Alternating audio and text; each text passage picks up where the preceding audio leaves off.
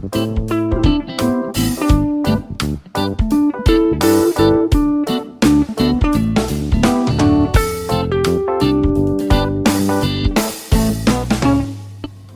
and welcome to the Origsburg Area Free Public Library. We wanted to point out some of our amazing books on crafting and art. They're available for patrons to take out with their library card. We'd like to send a special thanks to the Benevolent Association of Pottsville for their generous donation that allowed us to purchase some new art books for the kids and young adults. And now I would like to throw you to our featured presentation.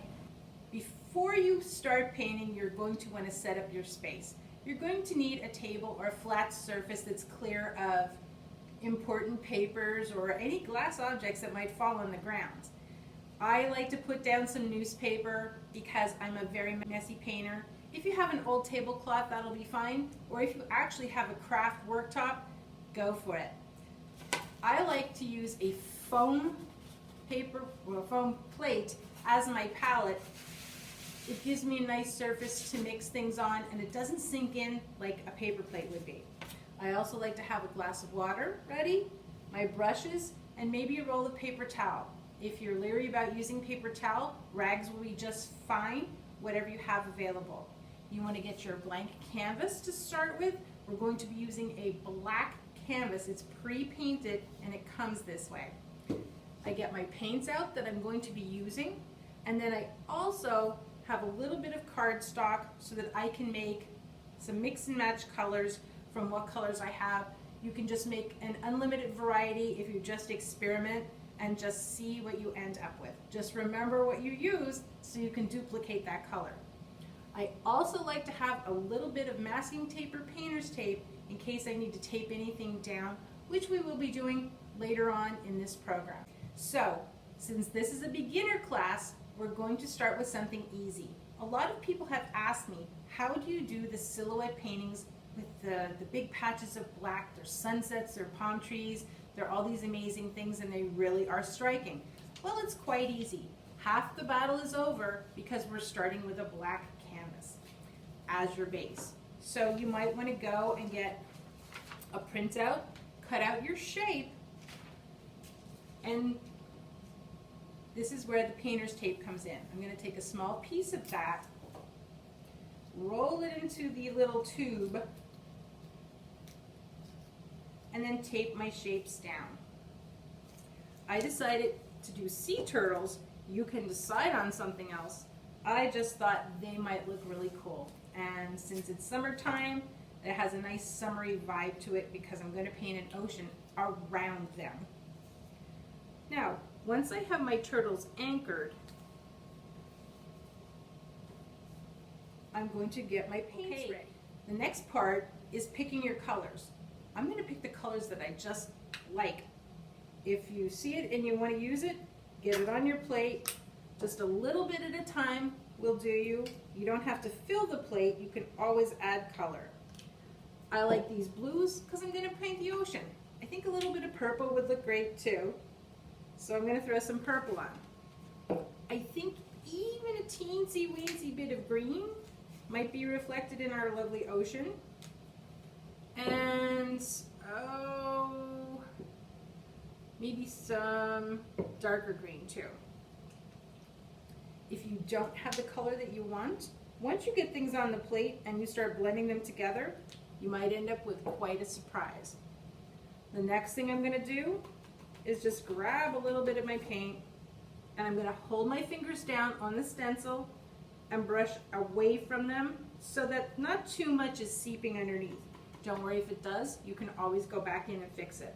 So I'm just giving some flicks here and there. Not even clean my brush. I'm going to dip right into the next color, hold this down, and give it a few swipes. See what happens. Now my paint is making some of the stencil lift. Again, I'm not worried about it. I can go in and do repairs as needed.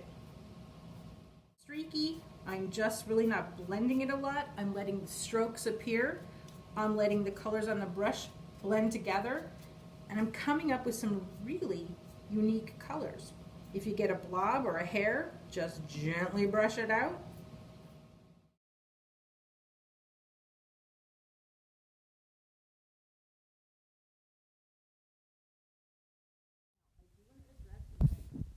like a painted edge. It's not necessary, but I feel if you're going to hang it on the wall, it just gives it a little bit of polish, makes it, you know, look like you spent a little bit of that extra time on there.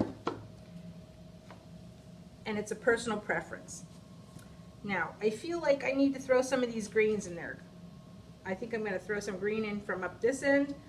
Maybe it's algae, maybe it's kelp, maybe it's plankton, maybe it's just, I don't know, the water, sunlight reflection going on. But I really like the play of the green opposite the purple. And I'm just going to spread that out, get that going, and I'm going to drag along my edge. I'm not worried about it being messy. I'm not worried about it being perfect.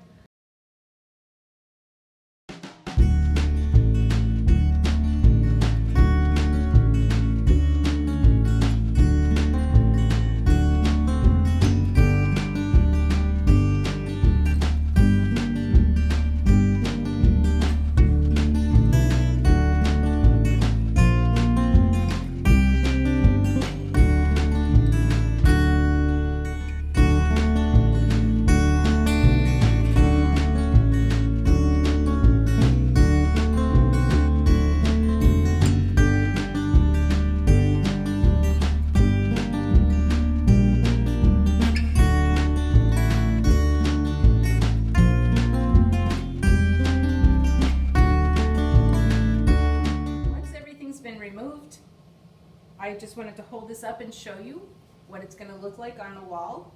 There you have these silhouette paintings that so many people have oohed and awed over, and you did it quite easily. In the next segment, I'm going to show you a few other options that you can do as a beginner with your black canvases. I've opted to use a canvas I've already painted on because I'm going to show you the same technique. I still had some paint left over from my first painting. I dipped my brush in some water, I got it pretty wet, and then I am just literally tapping it to get some really cool splatters on my canvas. Once that's done, I'm going to show you some of these easy strokes. I'm going to grab some of my greens. I start here, push my brush down, and drag it up to key points.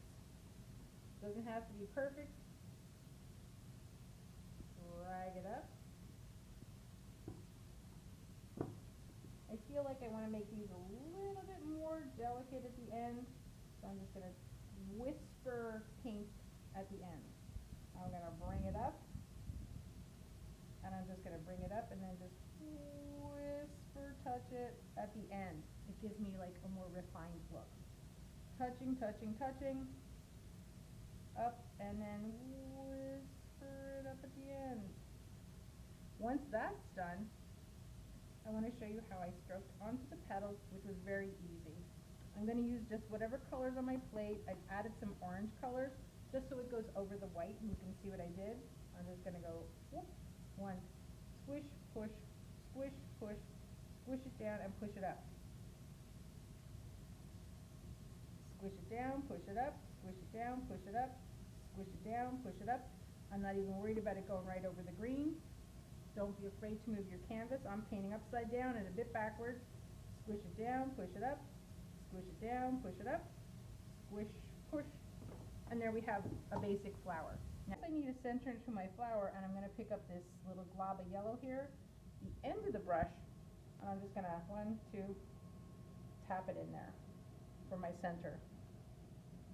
Oh, my yellow's getting a little bit dried out. That's okay. It still has some life in it. There we go.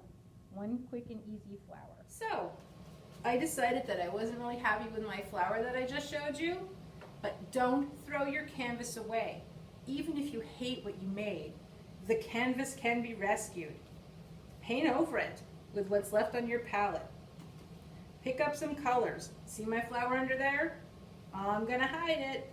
It may take several coats and several dryings, but this canvas has the potential to become something amazing on another day. I also wanted to talk about your options with a bigger canvas. It's just a matter of making your sea turtle bigger or making more sea turtles. I say go big or go home. I pulled up a picture of a sea turtle, just a rough drawing, so I could kind of get the proportions in my head because I don't typically see a sea turtle every day, and my background is already dry. Just to save time, I did a crazy background. That's what I wanted it to look like, much the same as I did crazy backgrounds there. I painted his legs in, I painted his body and his tail. I'm not worried about the shmeary part. It just kind of bled a bit, and I'm okay with that because, as I said, it looks like a shadow. I can go in and touch it up later. I could do some interesting effects. I want to get his head on. I'm going to have to lay it flat because I do actually want his head to kind of be centered on his body correctly. So I'm just going to come along freehand and kind of do like an ovally shape just to kind of sort out how I want it. That looks a little small for him, but that's okay. You can always add more paint. You know, it's one side and the other side because you kind of want him to be a little bit symmetrical. Not quite there yet. One more ring. One more ring around his head. I feel like that's a better size head for my turtle. I'm not specifically going to draw a neck because I just can't be bothered with it. And now I want to get they're kind of like roundish triangular flipper bits on. So I'm going to imagine where his shoulders might be. And then I'm going to go one side and meet them there. And I'm just going to paint them together and join them up. Now, these may not be anatomically correct, but I'm more of an abstract artist than an accurate artist. You can take as much time as you like on these. You can wait until they dry and do layer upon layer. You can come to the library and take out some books. Now, I am getting a little close to the edge here. I didn't plan it out as well as I thought I did, but I'm okay with that. And then I'm going to bring in his other little swoop, and hopefully they're somewhat similar. But as I said, since I'm doing a quick and easy beginner class, I'm not so worried about the accuracy in as much as I'm really enjoying myself. I'm having a good time getting some paint on a canvas. I'm having a good time just relaxing and not worrying about things. And he kind of looks like you can tell he's a turtle. A bit wonky and he's a bit weird, but he definitely is a quick sea turtle. So ends our class for today. I hope you really enjoyed it. If you did, please let the Origsburg Library know. Claudia always likes to hear from you. We have a Facebook page and we have a phone number, which is 570-366-1638. Thank you again for watching our painting class. Good day.